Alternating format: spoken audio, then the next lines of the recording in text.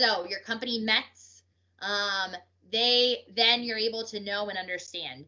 And then those select collective tasks, they are your platoon battle tasks. And so which one, then you just have to know and understand you cannot train everything. Like it's absolutely impossible. And absolutely, your commander will at times assume risk.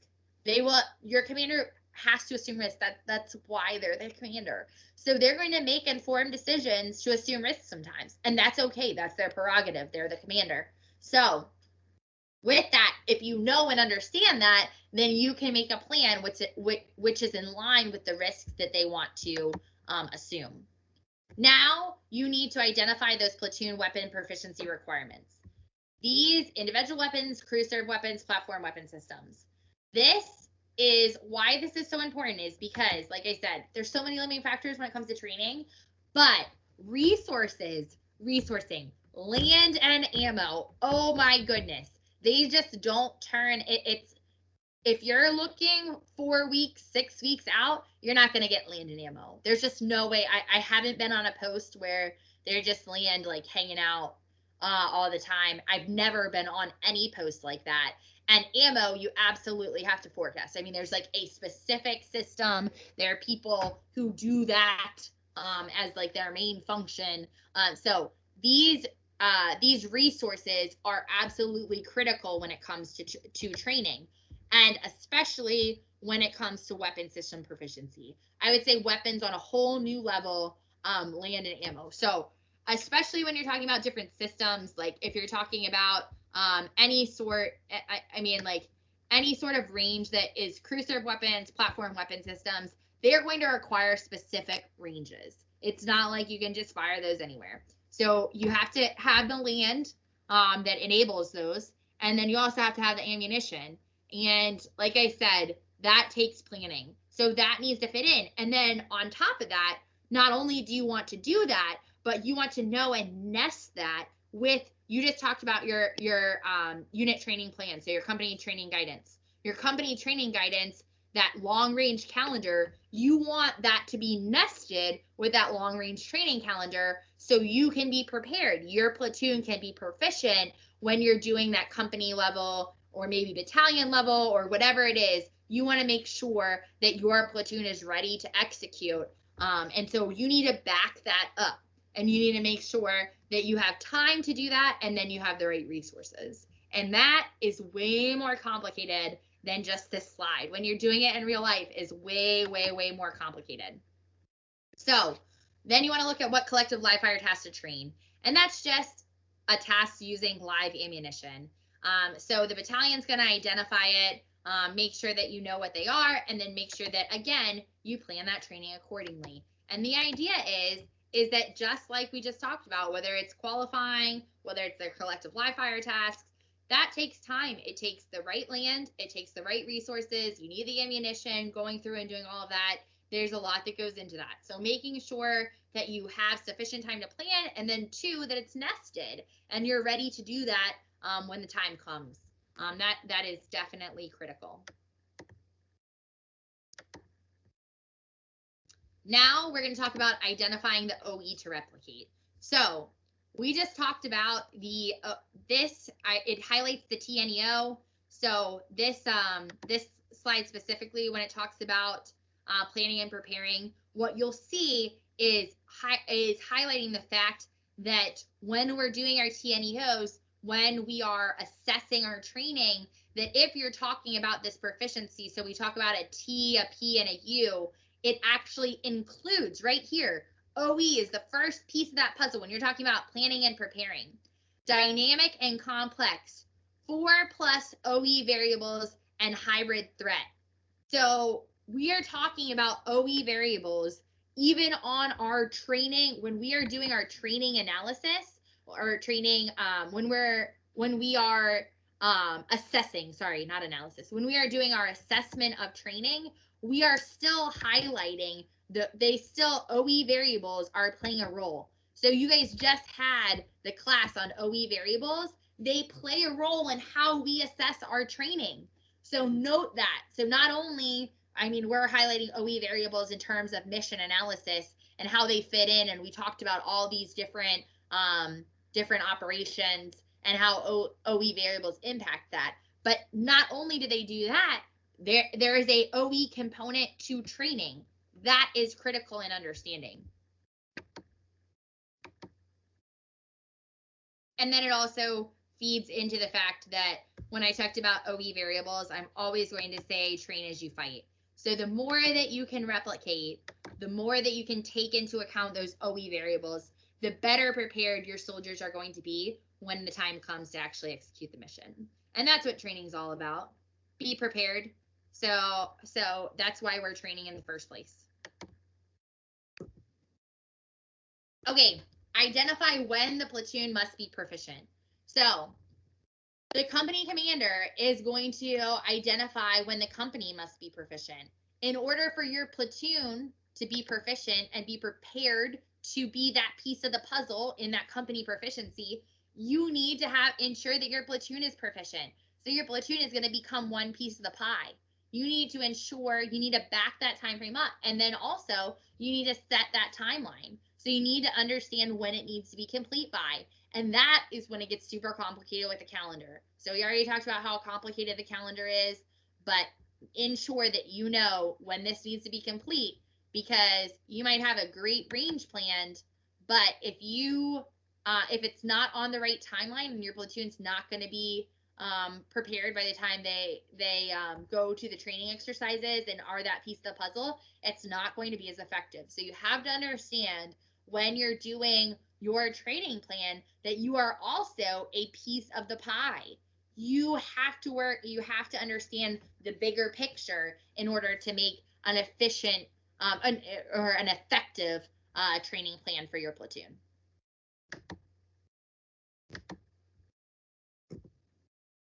Okay, so then after that, you're going to just go through and you and your platoon sergeant, that's one other thing I just highlight here always, is that this is going to be, especially as a platoon leader, it is absolutely critical that anytime you're developing a plan, you do it hand in hand with your platoon sergeant. Because you do not have the experience and you don't have the knowledge, and that's okay. No worries. That's everyone in this boat, so don't feel bad about it. To really make a great plan. That platoon sergeant has the experience and the knowledge in order to help make you successful. And they've probably done it 10 times. So make sure that when you're doing training plans, you are not doing it in a vacuum. Your platoon sergeant is a critical piece of this puzzle, as they are for like every single other puzzle we're going to talk about too. But I just want to highlight how important it is for the training management. So when you're doing this training mission analysis, you and your platoon sergeant, you're going to come back to the company commander. You're going to talk about exactly what we just talked about. What do you see here? You see the triad, you see the OE, and then you see when it is that this needs to occur. So again, you see that triad: battle task, weapons proficiencies, collective live fire. That is going to be a common theme that you're going to see throughout unit training management. Those are critical that you understand that. Now we're going to talk about making your platoon training plan. So now this is this piece in the puzzle. We're going to focus on this. What are you going to do? How are you going to do it? Troop leading procedures. Exactly how you would plan this operation is those same skill sets. If you've done that before, then you can apply those to your training management. Then you can apply those to your training plan. So we need to ensure that platoon and squad training events and training objectives, your planning requirements, resources, evaluations, all those things, they need to go into constructing your training plan. Now you want to, it says conduct platoon training meetings to synchronize your planning efforts. So like I said, I highly recommend setting a time aside prior to your company training meetings and really basing it off of what your company battle rhythm is for even if you are more informal about it than sitting down and having something super formal. Like, I didn't have something super formal as a platoon leader. I had like a little tiny platoon office where our squad leaders would sit around, and I'd have everyone who was doing training, who was involved in like the training planning, to come and talk about what it is. That's it. I didn't have something super formal. Sure, hopefully, you know, you can have a super formal platoon training meeting, and that would be great. I didn't find that in my platoon, but just getting down and talking about it consistently and having that dialogue and having them involved in the process and not putting it in a vacuum, I think that's a win. But obviously, as I say, you know, we're encouraging platoon training meetings, and we're going to talk about resources. You're going to talk about shortcomings. You're going to talk about upcoming training. And then also, you want people, like I said, you don't want to plan in a vacuum. You want people talking about what they want in training events. And I have had, especially, so I didn't have as much of a platoon leader, I just didn't think about it or know about it, but as a company commander, having those lower level, even soldiers plan training, I really saw the opportunities.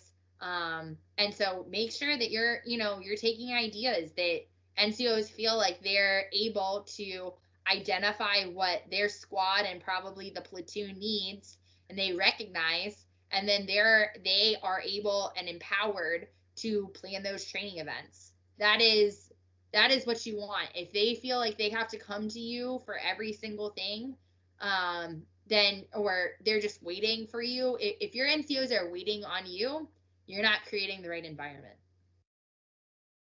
You need to have your NCOs empowered.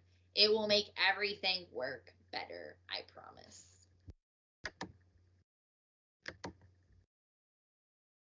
Now we're going to talk about determining platoon training events and training objectives. So now we know the battle tasks that we need to train, and then we need to determine our training objectives for each training event. And then with that, we know what it is that our goal end state is. So with that, we can back that up. So we can do the crawl, walk, run method because we know where we need to go, and then we can backwards plan. So we're able to do that crawl, walk, run method. And that enables our soldiers to not go out and try and sprint because you're probably not going to be successful. So you go, and if you use crawl, walk, run, then you're able to build each time, and you're able to be more effective because it's not trying to train everything at once, which the idea is that then you won't be successful.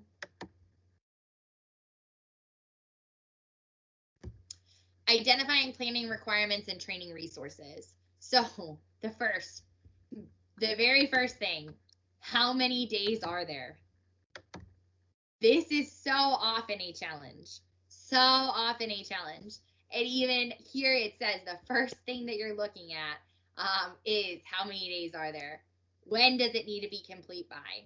That is exactly what we're talking about. And when you're talking about TADS, this is a system. It can help you identify the resources.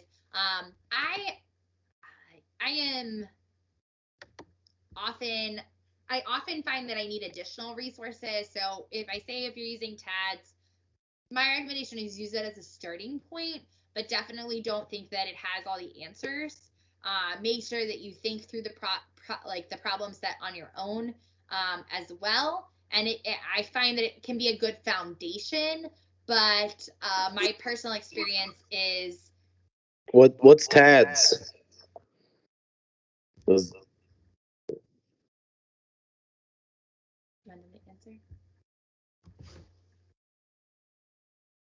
Do you want them to answer? I mean, do they know? Oh no. What is TADS?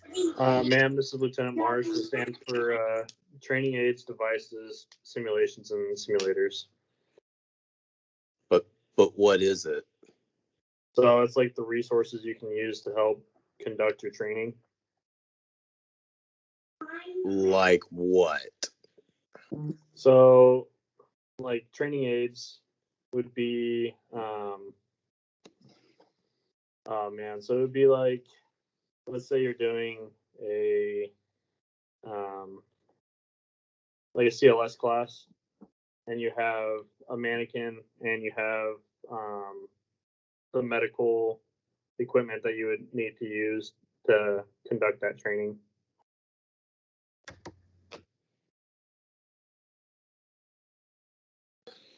Good. So TADS, in reference to what this is when we get into CATS and ATM, there will be a TADS sheet. CATS and ATM answer all these questions for you. They provide you with how many days you're supposed to train, how many repetitions you're supposed to train, what training aids and devices and simulators you may need based on where you're at in the crawl, walk, run method. However, they're extremely inaccurate and very basic. So like Captain Stuhlmiller was saying, they'll get you on the right foot, but in order to be successful, you need to like put it on a PowerPoint slide and go, okay, this is what TAD says we need. Hey, squad leaders and platoon sergeants who's actually going to be executing this training, what else do we need? And they're going to be like, well, what we'd like to have a freaking water buffalo so, we can drink water. We need MREs because we're going to be eating on the go. Post mandates that we have to have a medic or someone CLS in a medevac vehicle with a strip map taped on the windshield. So we have to have those. So TADS is a good starting foot, but for actual real world training that you're going to be executing, it's just a building block to get the ball rolling, because you're not going to think of all the nitpicky things until you're out there and it's raining and you brought butcher blocks and whiteboards. So your training is now useless unless you have everything memorized.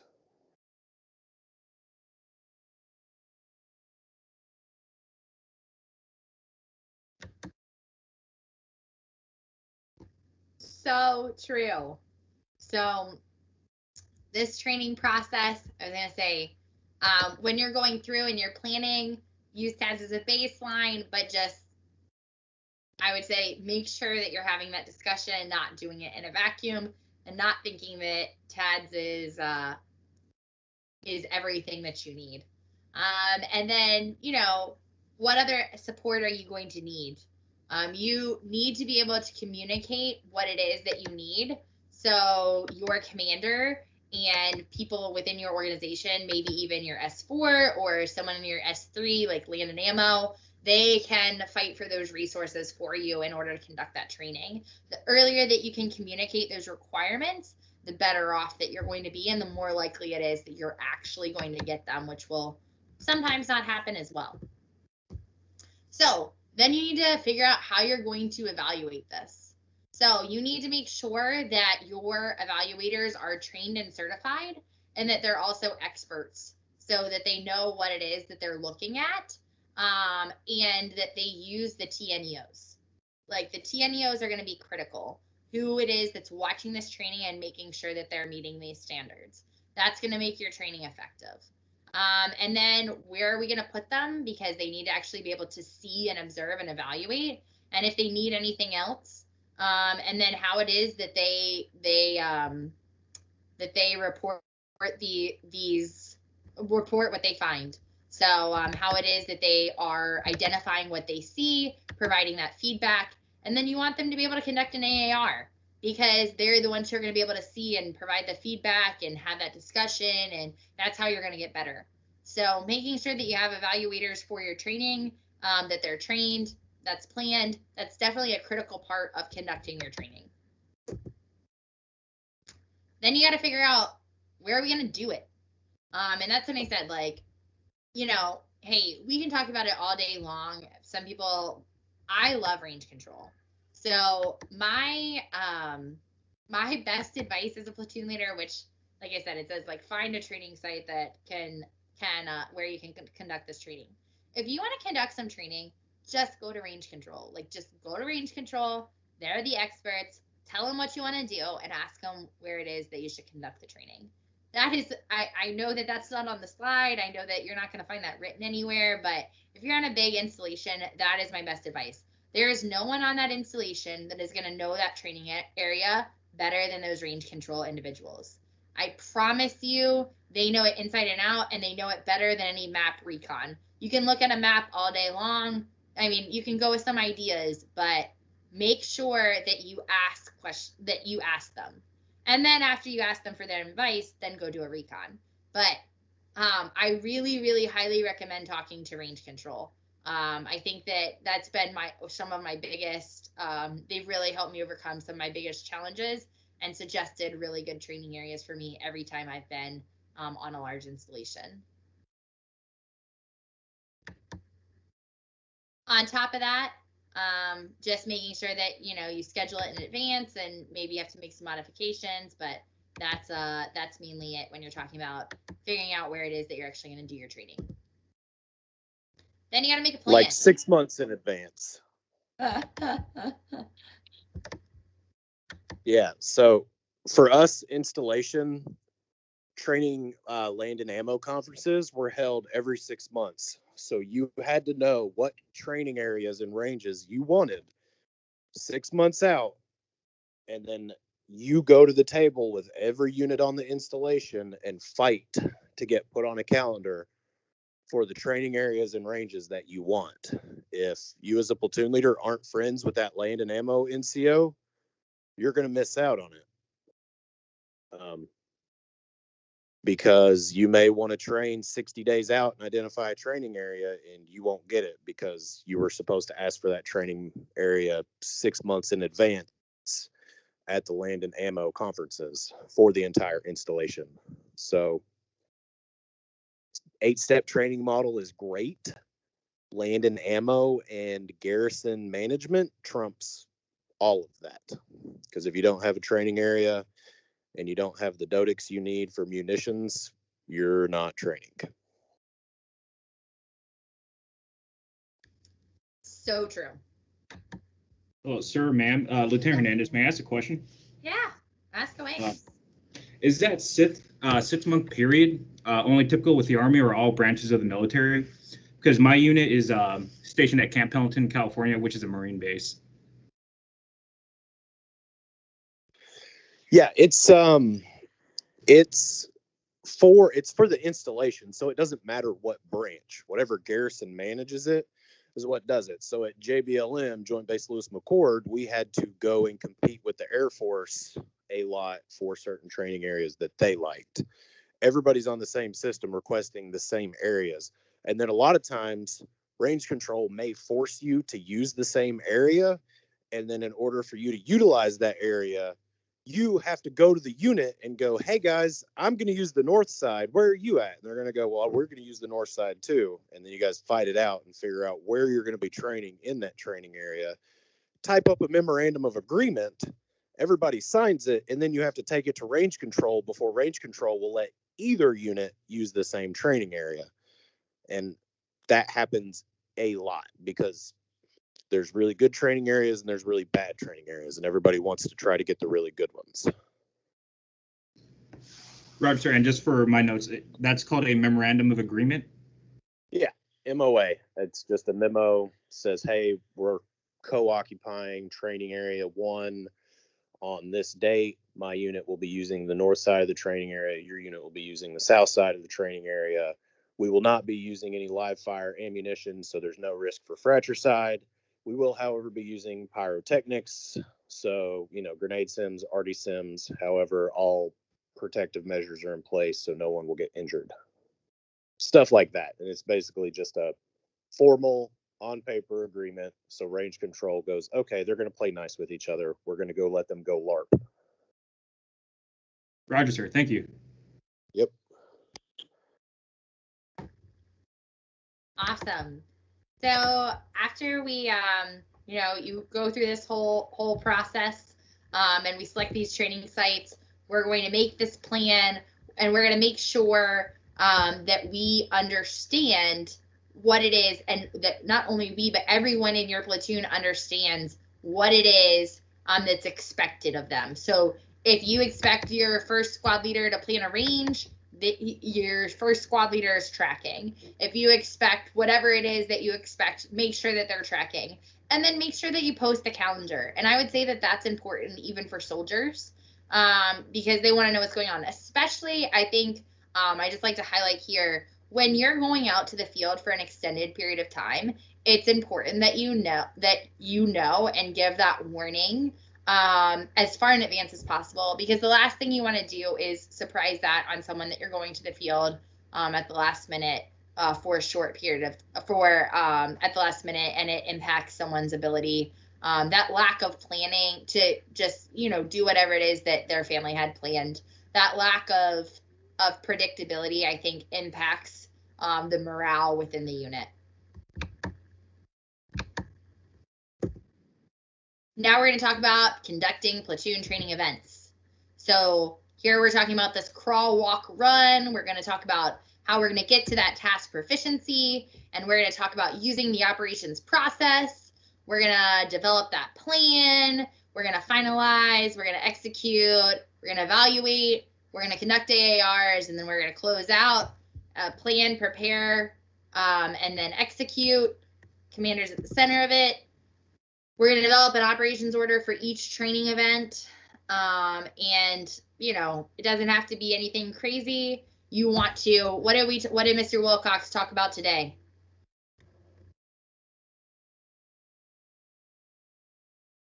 What's the last class you guys had with Mr. Wilcox today? The risk assessment, ma'am. Risk assessment? Exactly. That is a critical part of developing your training event. So you need to go through when you're talking about your training event, and you need to make sure that you're assessing that risk and that you're making it, that you're completing that deliberate risk assessment worksheet. And then on top of that, you submit that op order for approval. Then, you're going to conduct those recons, rehearsals. You're going to lock in those resources that we talked about. You're probably going to do that a little bit further in advance. You're going to make sure everything's good to go. You're going to publish those op words, and then you're going to draw that equipment and supplies. So these are our pre-execution checks. This is our final part. Then we're going to execute the training events. So we're going to do the tactical scenario. We're going to ensure that we're going to supervise and ensure that evaluators are using those TNEOs, they're in the right places, and that they're conducting those AARs. And then throughout that entire training, we're going to mitigate risk, and we're going to maintain accountability of soldiers and sensitive items. After that, we're going to conduct those AARs. We're going to talk about what was supposed to happen, what actually did happen, how was our performance based off of not just, oh, hey, how did it go? Oh, it went well. No, we are going to use the Army standard. We're going to use our TNEOs, and we're going to evaluate our performance against the Army standard. We're going to talk about strengths and weaknesses, and then we're going to talk about opportunities for performance, to improve our performance. Sometimes that standard is not going to be met. That is okay. It is okay for standards not to be met. You cannot have an organization where failure is unacceptable, because I think you just really go down a bad path if you're expecting perfection every single time. Sometimes that standard is not going to be met. No big deal. Just retrain it. Just go back, retrain it, and do it again until that proficiency is met.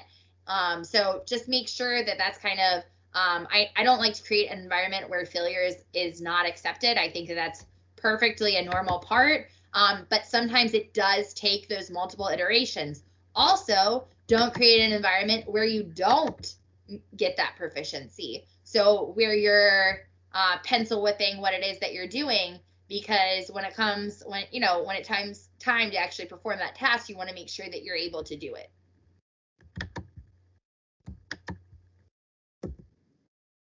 Then at the end, you just got to make sure you take care of everything. So, you have to make sure everyone's okay. You got to make sure you have your SI. You got to make sure that your equipment is good to go. And you got to make sure that everyone has their OCIE. That's just part of it. Now, what do you need to do? Why do you do those inspections? Because it saves your soldiers and your unit from flippals. So things are going to, well, the flippals still might happen, but it saves them. Things are going to happen in training. That's okay. Stuff's going to break. Things are going to get lost. The issue is when you don't account for that properly, then on the back end, when you're doing a change of command inventory, they will likely be held liable. If you remember that stuff happens in training, a lot of times then when the investigation's occurring, then no one is held liable for that because you're just doing training. Stuff happens. So if you account for it properly, it's a much better process. And if you just get your soldiers in the habit of doing that property accountability, you're going to be much better off. Make sure you close out the training areas properly. Make sure you allow your soldiers time to recover. That is absolutely, and then you record what happened. That's how you have a good, effective training event. All of that takes time, energy, and to ensure that happens. And I highly recommend you put all that on the calendar too, because if not, it's going to get just sucked up. Yes, Lieutenant Butts, go ahead.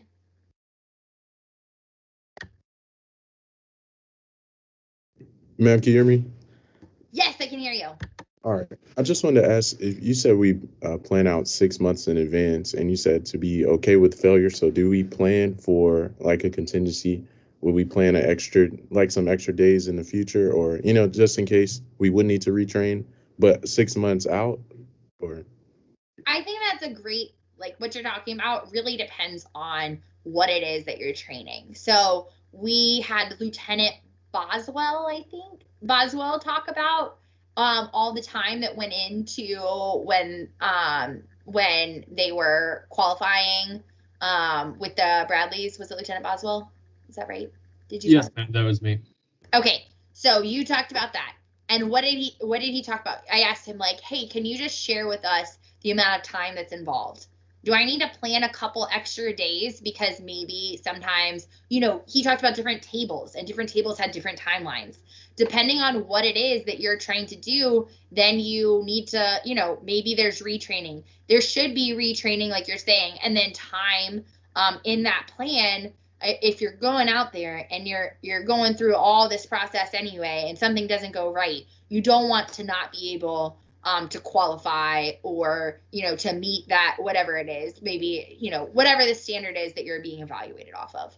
So yes, I think that's great to plan the retraining in that time. And sometimes, sometimes that means days.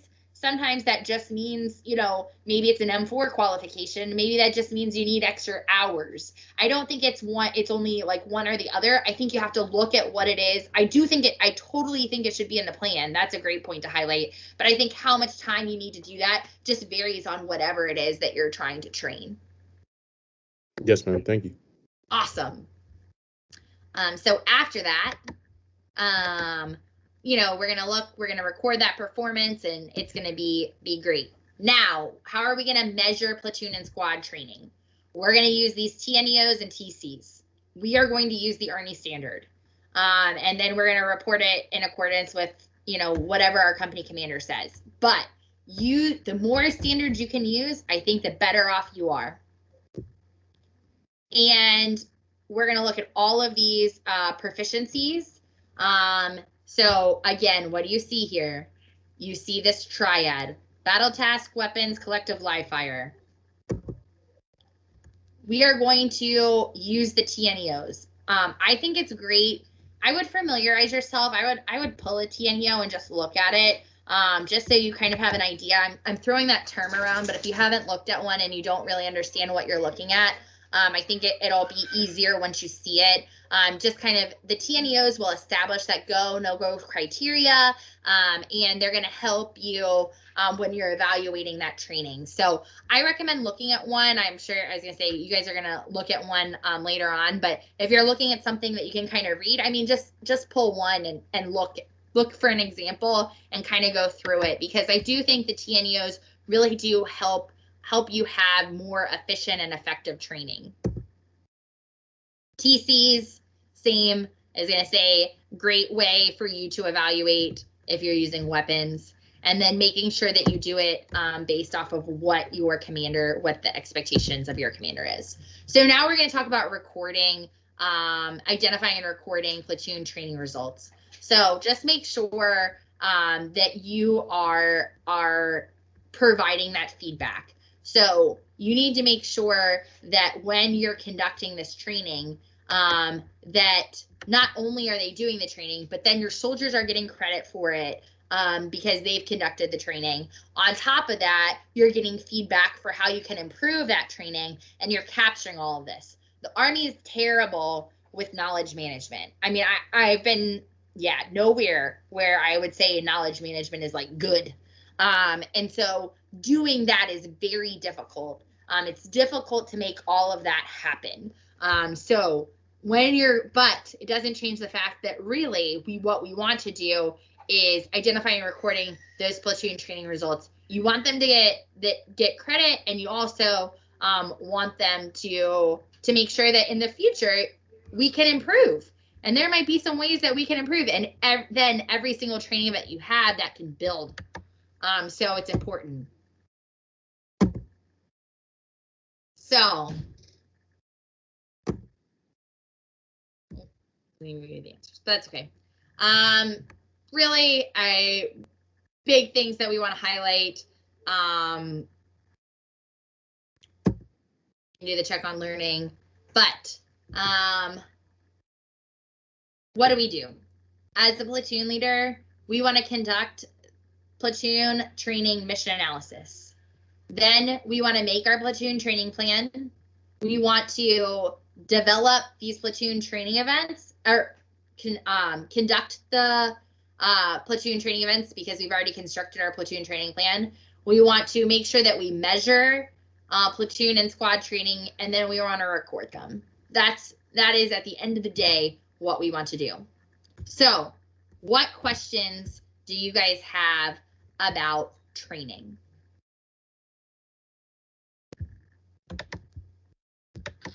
Ma'am, this is Lieutenant Wright. Yeah.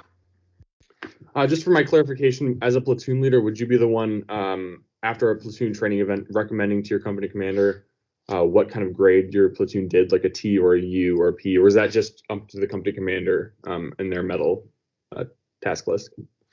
Yes. So that the commander's assessment, that's going to rest with the company commander alone. But it doesn't mean that you can't provide those TNEOs, like what was seen, to help that commander make that assessment. But like you're saying, who's gonna do the company medal? I think you do help your commander make that assessment. I think your commander is going to take what you say very seriously. But at the end of the day, your commander's assessment will rest with your commander alone.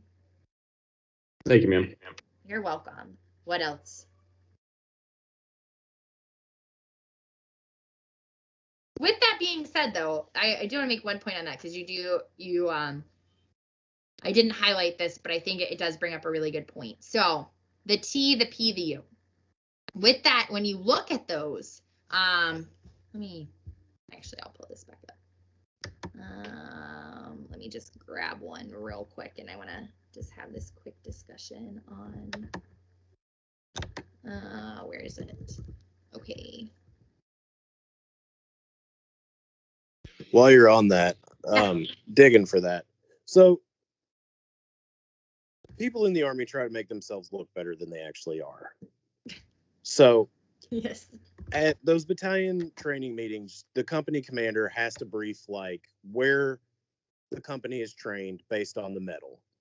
And a lot of times what new commanders will do is they'll come into the seat and they'll put all U's across every medal task. And they'll be like, the whole company's untrained and everything. And then they lay out this great training plan for the year where they train on one task per quarter. And then when the end of the year is over, so after 4 quarters, they do a cumulative training event that's going to certify them and make them proficient or trained in every task. So they're like, oh, I took this garbage company that was untrained and I spent a whole year training them up. And then we had our culminating event and bam, we're the greatest thing ever now because of me. Put it all on my OER. When in all reality, I mean, come on, guy. You mean to tell me that last company commander didn't do the exact same thing over the course of 12 months and then you step in the seat and they were all actual hot garbage? Because if you look at some of the medal tasks for like maintenance and transportation, like you guys, some of them are just doing their jobs, perform field level maintenance. Yeah, we do that every day. We're at least a T. So take some of that with a grain of salt, and hopefully your commander's not a freaking bold-faced liar trying to make themselves look better, and they're actually honest and recording training the right way and briefing that, because it's very awkward when you sit in a room full of commanders and everybody's like, we're the greatest thing ever. We're all P's, sir. And then you're there with your company and you've got like a U and a T and a P, and the battalion commander goes, well, Captain Lasky, how come your unit's not proficient in every medal task? And I go, well, sir, that's because I'm telling the truth and they're all lying to try to get a good evaluation from you. And then they all start stuttering, and next thing you know, everybody gets their butt chewed out, and the whole command culture changes from 0 defects, like Captain Stuhlmiller said, to actual good training being done the right way, to standard, not people just trying to fluff their OERs up and be green on PowerPoint slides. I'm done. But really what Kamleski's talking about is highlighting exactly what I want to highlight. So he's talking about how if commanders are doing it the right way, look at this. Look at when it talks about execution right here. Percentage of leaders present at training. Percentage present. So what this is talking about is like, how many people do you have, and how many people actually came to the training? Was there external evaluation? If you're talking about this is how you get to a T, a P, or a U. They're actual metrics that you're supposed to use. And exactly what Captain Lasky is describing is, so if you don't have 80% of your performance measures. So if you don't have, this is the one I was talking about, the 80%. If you don't have 80% of your people there, you can't get to a T. But a lot of times, like you were saying, people don't necessarily always report that accurately. And so you see kind of oh wait, were you looking at my screen? Were you guys seeing where I was pointing on the TNEO? Yes, ma'am. Okay. So they're not reporting that accurately. And so making sure that when you're having those training events, that's how you get to a T, a P, or a U. So when it says commander's assessment, the commander should still be using the Army standard. But some people like to get to T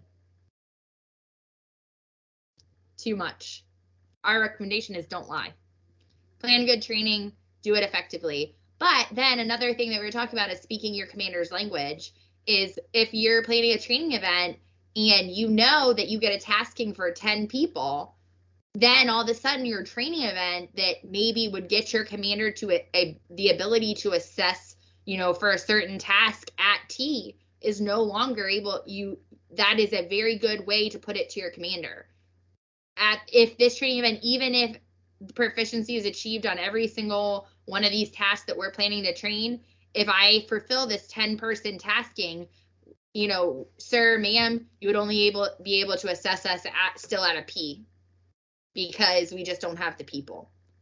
That speaks volumes, way more than, oh, I just don't have the 10 bodies for my training. That is when you can communicate like that, that is speaking your commander's language. Yep. Thank you, Rodriguez, by the way. I forgot they did away with the T+ because it confused too many people, but they kept the minus. Awesome.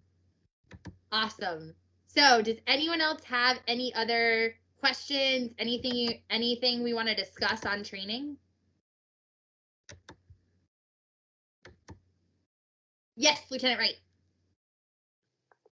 Man, I'm kind of familiar with the T's and the P's and the U's. I've never seen the T and E O's though. So as I look at it, am I correct in saying that the more complex your operation is, that's when you can get hot into the P's and T's. So if you only conducted classes on specific operations, you could never ever get to the P's and the T's because you're not actually doing like more, I guess is what I'm saying. I think you're right on the right track. So like when you're talking about the TNEOs, the other thing that you're seeing here is like the OE variables. Those are taken into account. And then like, look, for this, you have to do night training. So like you're saying, like depending on what it is, like a class wouldn't, if you're trying to get to a T, you have to do day and night. You have to have a high percentage of your people present. You have to use these dynamic single thread at the company and battalion level. You need 4+ OE variables and hybrid threat. So like, yeah, I think you're hitting on just that the training, yeah, has to, in order to get to that level of proficiency. I'm just thinking, let's say driving. If you have a class on driving, that is never going to get you to a T. You have to do day and night driving in order to get you in, in a complex environment with a bunch of your people in order to get you into that level. Does that help answer your question? Absolutely, man. Thank you. Awesome. What else? What other questions do you guys have? Yes, Lieutenant TG, whoever, I can't see your name, but it says TG. Ma'am, can you hear me? Yeah. I don't mean to get too far ahead, but with the individual weapons qual being updated, being changed recently, have you or Captain Lasky heard of anything or experienced anything with that as far as just any tips for us with regards to that training for the future? So you're actually going to do it here. So that's what you're going to shoot. And Cam Lasky and I tacked the last class together. The last class and our class went through together with exactly what you talked about, like the update, and the feedback is very positive. I was going to say, I think it's, I thought it was really positive. I'm trying to think of any tips. Do you have any tips, Captain Lasky? I don't have any real tips. Just knowing it, watching the YouTube video before it so you know what to expect. Do you have any other tips, Captain Lasky?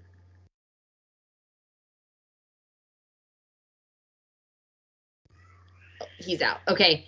I would just say being familiar with it. My students, the last class, you will shoot it here. It was not it was very positive feedback. So I don't worry too much. Even if it'll be your first time, you're gonna do just fine. I would say Fort Lee's range is pretty easy anyway. On top of that, and just making sure that you're familiar with it, watch a YouTube video about it. That's my best advice. Roger that, ma'am. Yeah, more concerned with organizing it, not the training itself. Just wondering if anything weird came up for you guys doing it and whatnot.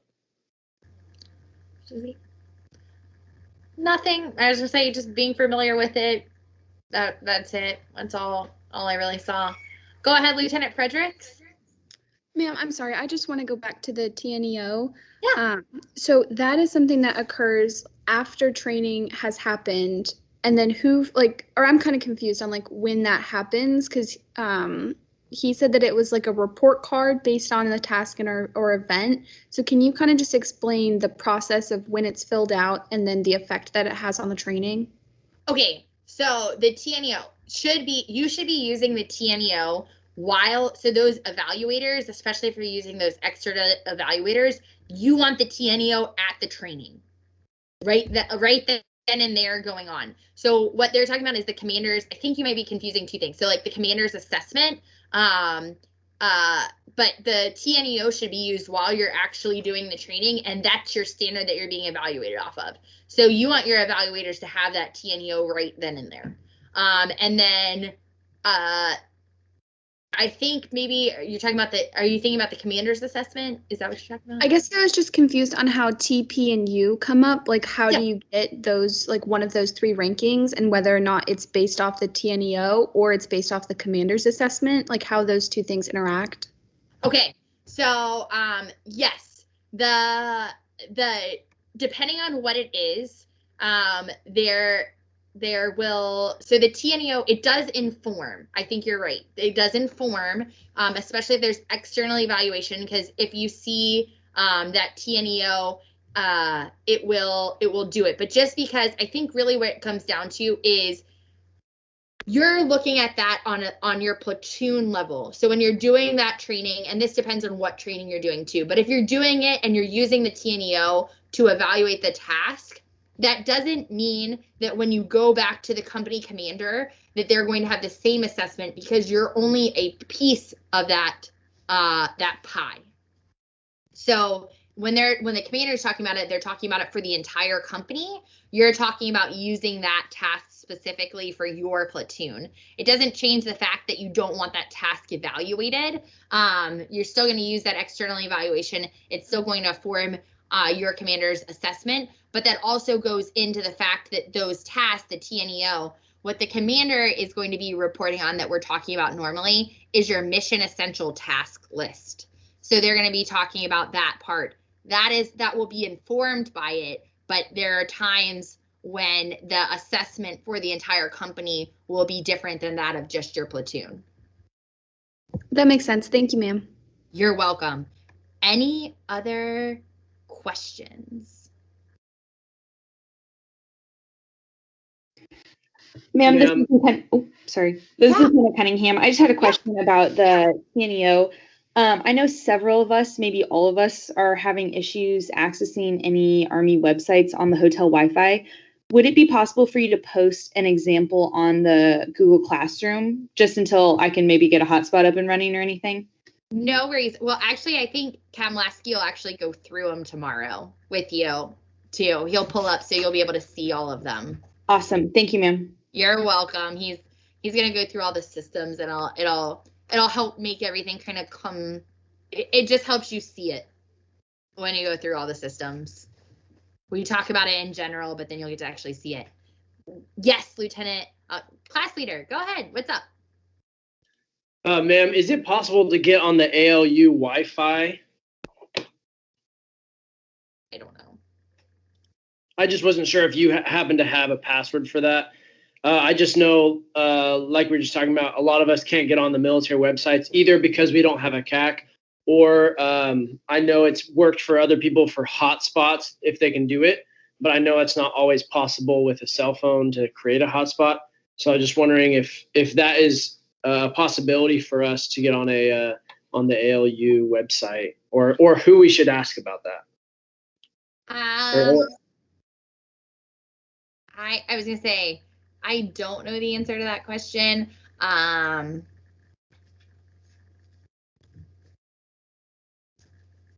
It's not gonna happen. Yeah. So the J6 has the Wi-Fi up, and basically they only let the commanders and high-ranking people have access to it after they've cleared their government computers and set up the whatever the Wi-Fi connector and parameters are, so they work on the network. Completely asinine. We've complained because they just spent like $28,000 to have it installed throughout the building, and they're only letting like 20 people use it. Understood. Thank you. Any other questions?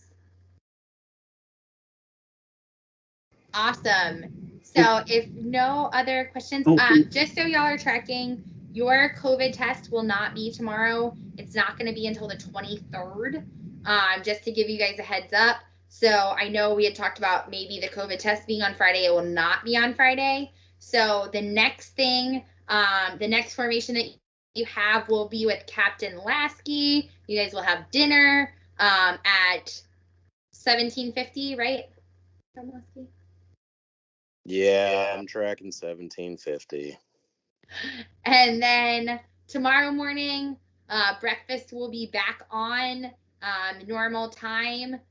So you'll see me tomorrow morning at 0720. And following breakfast, we'll come in for class. So if you're not coming to meals, your next hit time will be with Captain Lasky in the morning on Teams. Is that good, Captain Lasky? So let's shoot for 9:30. That way I have a 30-minute buffer to get all my children onto their virtual classes. Perfect. So tomorrow morning, your hit time will be 0930 on Teams, and be ready to learn more about training. Tomorrow, the whole day is going to be focused on training. Awesome. Lieutenant Owings, what's your question? Ma'am, is there a way we could possibly get a room reserved for like this weekend or something so that we could and at the in the ALU building for like accessing through accessing those websites on a computer over there? Like we can go in as groups and schedule time or No, you're in quarantine. So you can't even meet as a group. So just make sure that you're following all your quarantine procedures. So no, you will not, we cannot do that until quarantine is complete. Then you'll be able to meet with groups. You'll be able to go to ALU whenever you want. And you'll be able to have access. I mean, you can go to the classrooms whenever you want, but not during quarantine.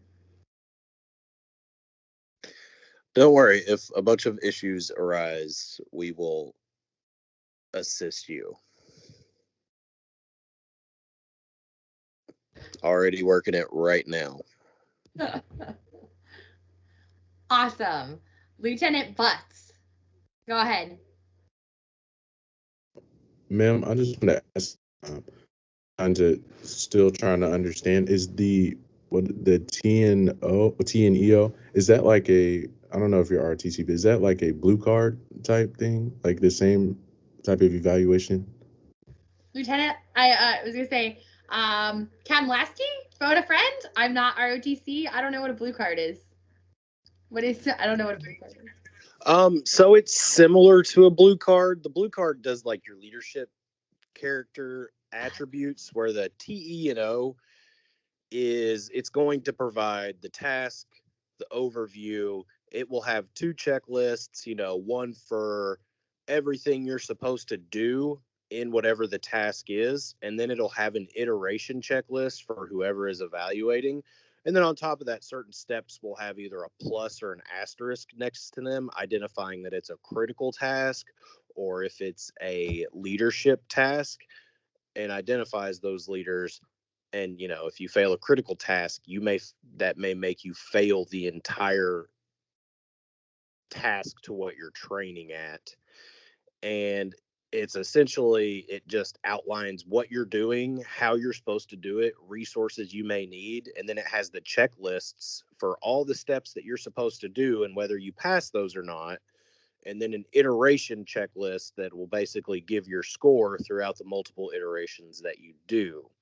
And then from there, grading on whether or not you get placed in a T, a P, or a U is what we're looking at on the screen right now, which is essentially kind of like a flow chart for grading your performance, assuming that you completed all those tasks, critical and leader, and just as a group.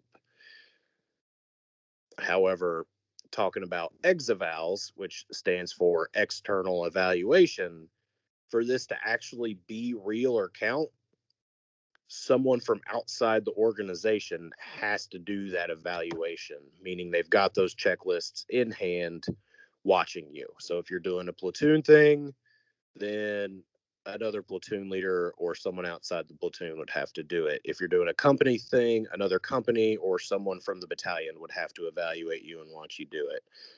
If it's a battalion exercise, then someone from brigade or another battalion would be tasked to be the evaluators for you.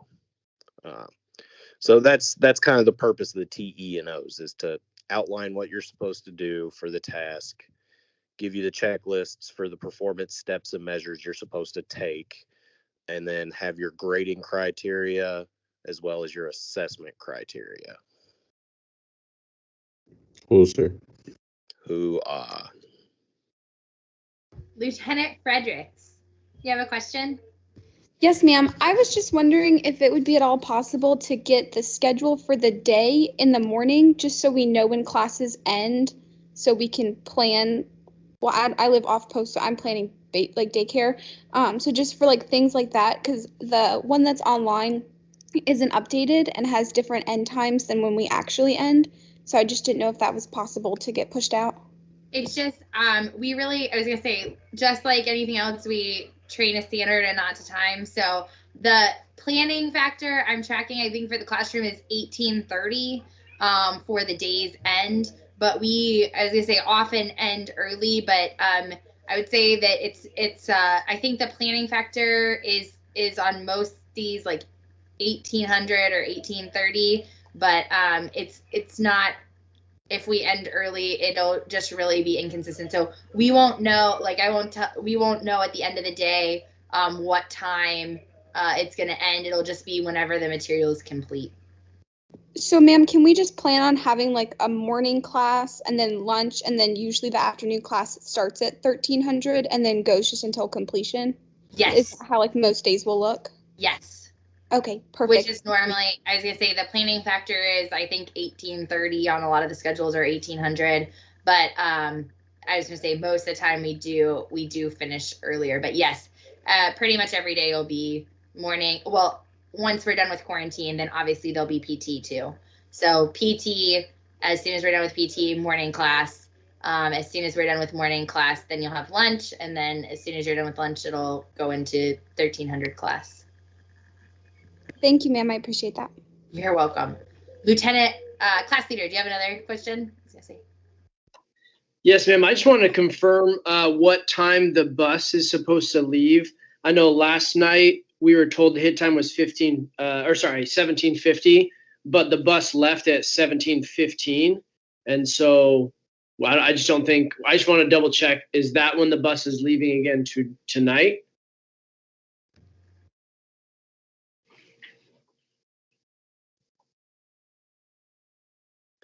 Someone else ask a question. Sorry, I'm verifying. She's texting the first sergeant to verify. First sergeant, when I talked to him at the DFAC, said 1730 would be the bus spotting, and then first sergeant and myself would meet you guys at the DFAC at 1750 to make sure that you roll in on time. He also was supposed to say that to the bus driver's face when he climbed in the bus. Okay. Thank you, sir. I will verify 100%. Let's plan on 1730, not 1715. But I will verify that. I'm tracking it's supposed to be 1730.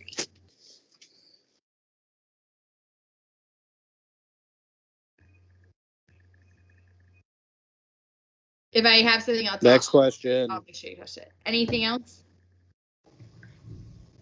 Yes, ma'am. Lieutenant Addison. Yeah, go ahead, Lieutenant.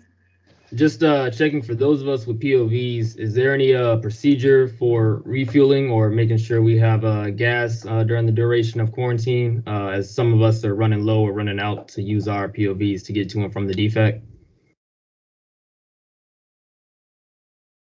That counts as a mission critical task. Pay at the pump. Don't go inside. Wear a mask. Roger, sir. On base. At the only one on base. Thanks, sir. Lieutenant JG. I can't see your name. That's me, Lieutenant Van Gundy, ma'am. Awesome. We've been allowing people to join the bus if they didn't feel comfortable driving in the weather this morning. Are we still doing that through the evening, or is that over? Yes. Roger, man. As long as there's inclement weather, if you don't feel comfortable driving, you're welcome to ride the bus. Awesome. Yeah, I see another hand in the class, but I can't tell who it is. It's just in the plus 53. Can you come up on the net? Potts and Sutherland. Yes, ma'am. Sorry, you go. Potts or Sutherland, go. Lieutenant Potts, I know I've asked this before. I was just asking if we had an update on the blue PT belt so we can run in the mornings, ma'am. I will also include that in the text. We'll get an answer to it.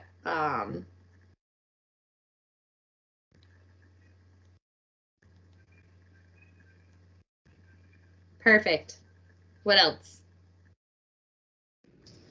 I just had a question. Confirmation on 1730. Just to give you a heads up, already I got confirmation on 1730. And then Sutherland.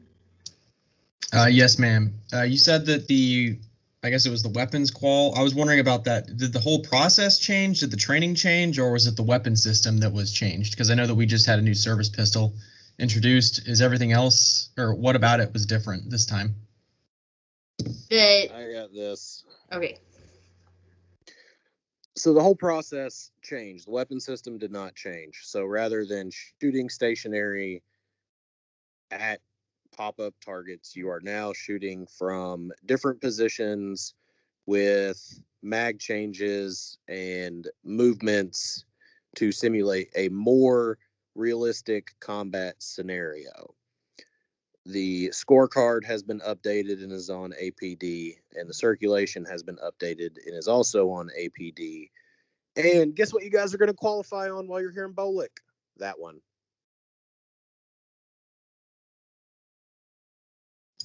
Excellent. Thank you, sir.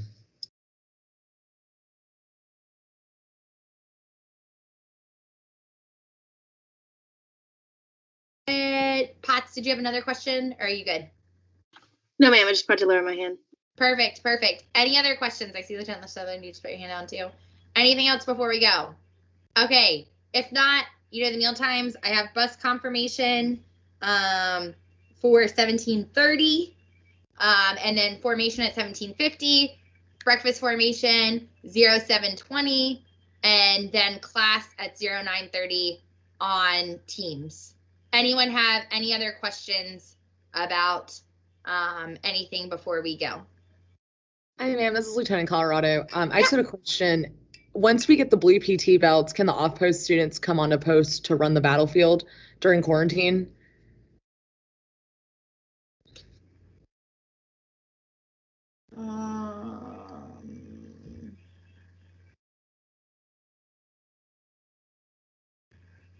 I'll get you an answer on